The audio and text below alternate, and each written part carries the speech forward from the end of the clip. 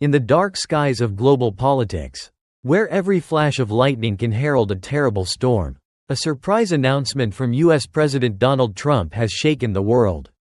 On March 17, 2025, Trump announced that he would be making a call with Russian President Vladimir Putin, a conversation that was widely expected to decide the fate of the Golden War in Ukraine. This was no ordinary conversation between two world leaders. This was a game of life and death, where every word, every frown over the line could be the key to peace, or the trigger for an unmitigated disaster. Imagine, on one side was Trump, the man with the distinctive blonde hair and the unique diplomatic style, always confident that he could solve any problem with a handshake and a smile. On the other side is Putin, the former KGB agent with the icy gaze who has turned Russia into an impregnable fortress and crushed no one in his path. Between them is Ukraine, a bomb-torn country where millions of people wait in despair, not knowing whether tomorrow will bring light or eternal darkness. This call, scheduled for March 18, is more than just an exceptional event. It is a Shakespearean play on the modern stage, whose protagonists carry enthusiasm, ambition and knives up their sleeves. Can Trump convince Putin to withdraw and end the war? Or will he become a puppet in the hands of a master manipulator, leading the world into a spiral of bombs? Let's enter this story, where every second weighs as heavily as a death knell. Before diving into the fateful call, we need to understand the context, a context of recovery and tears. The war in Ukraine began in 2022, when Russia, under Putin's direction, launched a full-scale invasion to liberate the eastern regions and annex them to Russian territory. But Ukraine was not conquered. Under the leadership of President Volodymyr Zelensky, they fought like immortal warriors, turning every street and every field into a bloody battlefield. Imagine cities that were once brightly lit like Kyiv, Kharkiv or Mariupol now reduced to rubble. High-rise buildings were destroyed, bridges were discovered, and the streets were covered with burned tanks. More than 10 million people were forced to leave their homes, wandering in the bitter cold of the European winter, while thousands of children lost their parents. Thousands of families were torn apart by the explosions of artillery. But this war is not just a story about Ukraine. It is a confrontation between Russia and the West, where the US, UK, France and their NATO allies have provided billions of dollars in weapons and aid to keep Ukraine afloat. Russia, meanwhile, claims it is defending its national interests and will not stop until Ukraine surrenders or is completely wiped out. By March 2025, after more than 3 years of conflict, both sides are exhausted. Russia has lost thousands of soldiers. Its economy is being squeezed by sanctions, while Ukraine, though strong, is on the brink of collapse. The world looks on, both hopeful and fearful, waiting for a way out. And then Trump comes along, as a love interest or a saboteur. Depending on your perspective, Donald Trump is no stranger to the world stage. Since returning to the White House in 2025, he has left both allies and foes waiting for his bold decisions and shocking statements. With the Ukraine war, Trump once said he could end it in 24 hours, a promise that seemed like a joke but reflected his unwavering confidence. In his March 17 announcement, Trump revealed that he had been preparing for a call with Putin over the weekend. From Air Force One, he told reporters, "I'll be speaking to President Putin on Tuesday. We've been working very hard to prepare.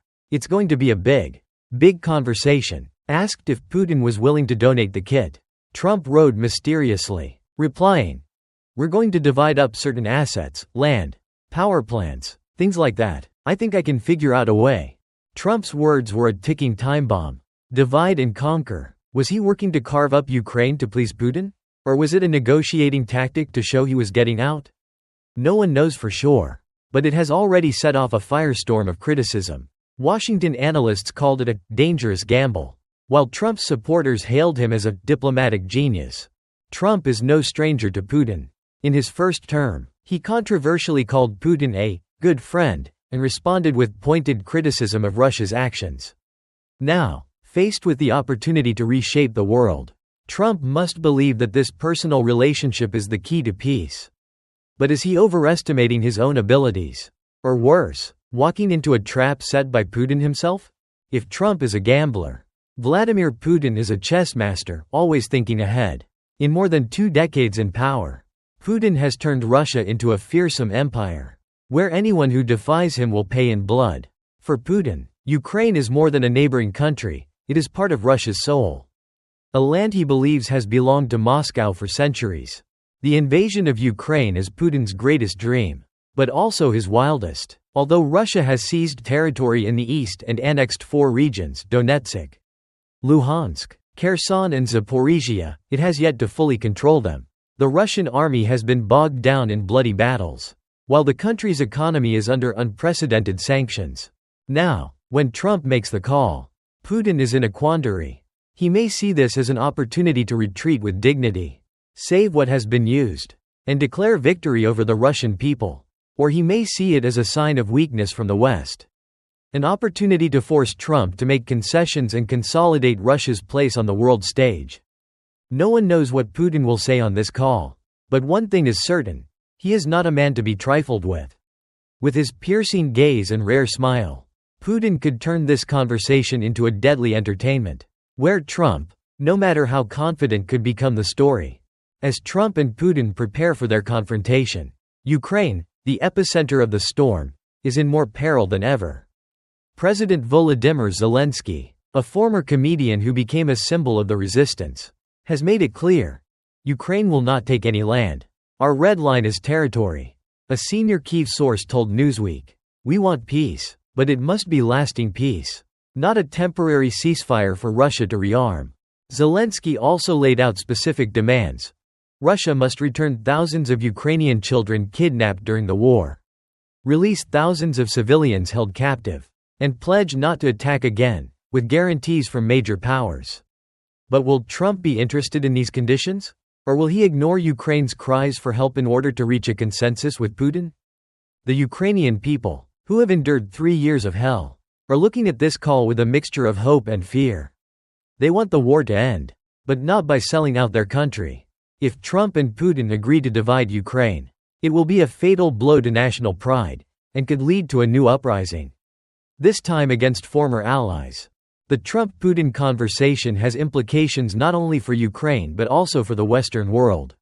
Britain and France, 2 key NATO members, have recently sent troops to Ukraine, an unprecedented show of European resolve in confronting Russia. But if Trump finds common ground with Putin, will Britain and France be left isolated? Trump, with his "America First" policy, has long criticized the US for spending too much on defense in Europe. He could ask NATO allies to pick up the slack if talks fail, a prospect that has left leaders in London and Paris trembling.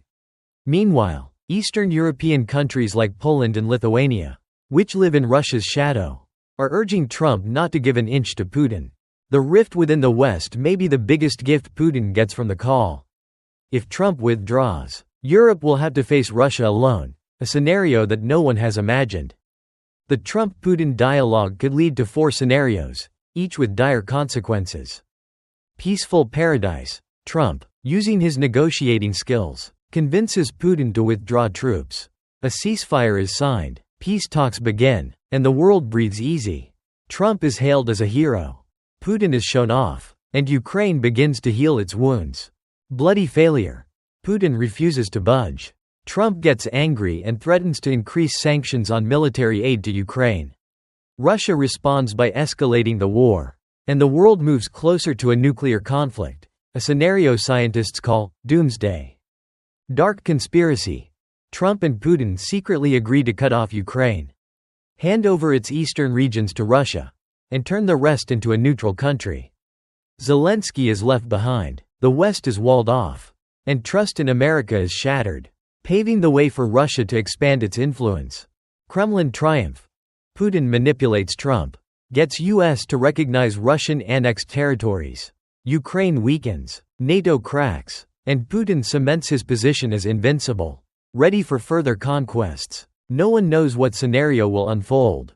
But as the clock ticks down to the call, the world holds its breath, waiting to see whether Trump and Putin will lead us to heaven or hell. The call between Donald Trump and Vladimir Putin is more than an exceptional event, it is a battle of wills.